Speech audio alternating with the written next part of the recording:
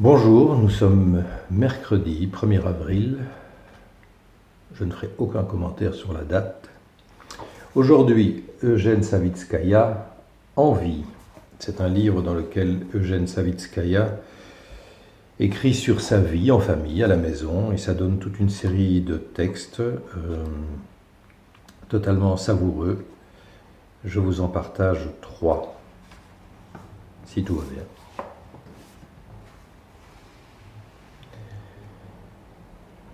Puisque ni les fourmis, ni les souris, ni les oiseaux ne sont admis dans la maison, il faudra balayer les miettes qui sont tombées de la table. Tous les repas s'achèvent là, par terre, c'est-à-dire sur le plancher. On retrouve sous la table le sel, le pain, le sucre, les pâtes, la farine, et il est possible de confectionner avec ces restes vénérables un substantiel gâteau familial. Il suffit de trouver le liant qui conférerait au tout une belle cohésion.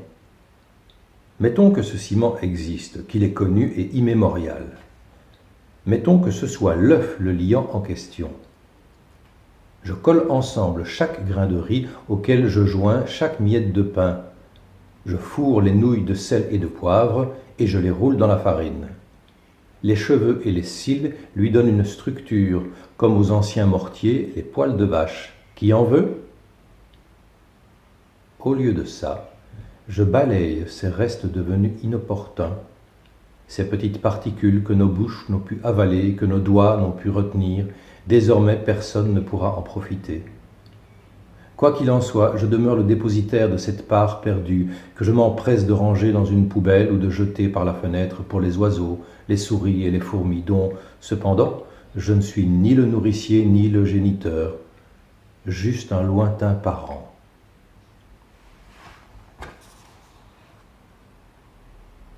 Il y a toujours du soleil à Bruxelles.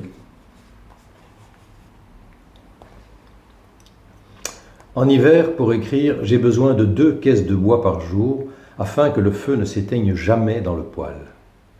J'ai besoin d'avoir chaud pour écrire. J'ai besoin, pour écrire, de savoir que les autres occupants de la maison ont chaud. Et même si je n'écris pas une ligne, je brûle 2 caisses de bûches par jour. À partir de quel moment est-ce que je me mets à gaspiller ce bois précieux ? Au-dessous de quelle intensité de désir d'écrire devrais-je m'interdire d'allumer du feu dans mon bureau ? À partir de combien de lignes tracées sur le papier puis-je espérer que le feu ne brûle pas en vain ? Est-ce que la qualité de ces lignes entre en ligne de compte pour le calcul des pertes et profits ? Je n'aime pas allumer du feu pour rien. Et pourtant, je dois l'allumer pour vérifier si je suis à même de tracer ne serait-ce qu'une ligne. Quand j'écris, je n'entends pas le feu, je ne le sens pas non plus, au point qu'il m'arrive de le laisser s'éteindre.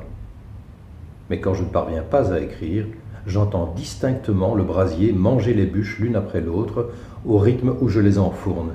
Et j'ai si chaud que je dois me débarrasser de plusieurs couches de vêtements. Lorsque, après n'avoir laborieusement rien écrit, je regagne notre chambre, le passage de l'étuve au froid me donne la pénible sensation d'avoir perdu 3 fois mon temps, notre bois et mon huile de bras. Je n'aurais eu que chaud, et même trop chaud, et pour rien. C'est au cours de ces soirées d'épouvantable chaleur que j'attrape tous mes rhumes. Dans ces moments-là, il m'arrive de me sentir une locomotive lancée à toute vitesse sur une pente. Il m'arrive d'entrevoir ma désagrégation prochaine. Ce feu-là doit servir, me dis-je souvent.